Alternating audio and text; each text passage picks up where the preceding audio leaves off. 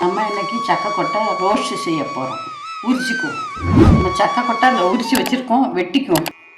இந்த இப்படி நாலாயிட்டு இந்த இப்படி வெட்டிக்குவோம். இப்படி வெட்டி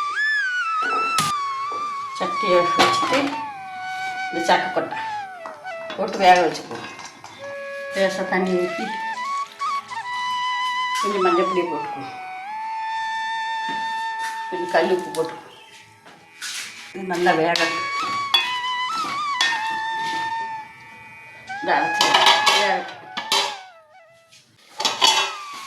நல்லா வெந்துட்டு எடுத்துருவோம்.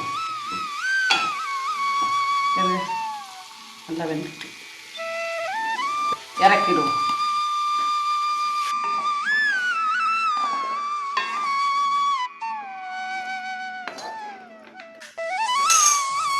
சட்டி காயட்டும். எண்ணெய் ஊற்றிக்கோ. 3 கரண்டி ஊற்றிக்கோ. 1 கரண்டி கடுகு போட்டுக்கோ. தேங்காய் போட்டுக்கோ.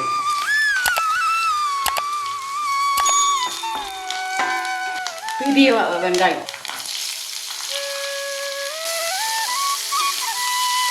கறிவேப்பிலை போட்டுக்கோ. சின்ன வெங்காயம் போட்டுக்கோ.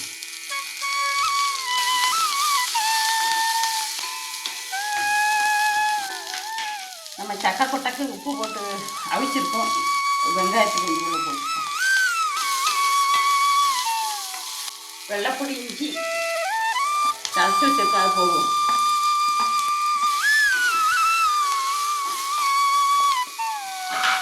மிக்சியில் அடித்து வச்சுருக்கோம். வத்தல் பொடியை 2 ஸ்பூன் போட்டுக்கோம்.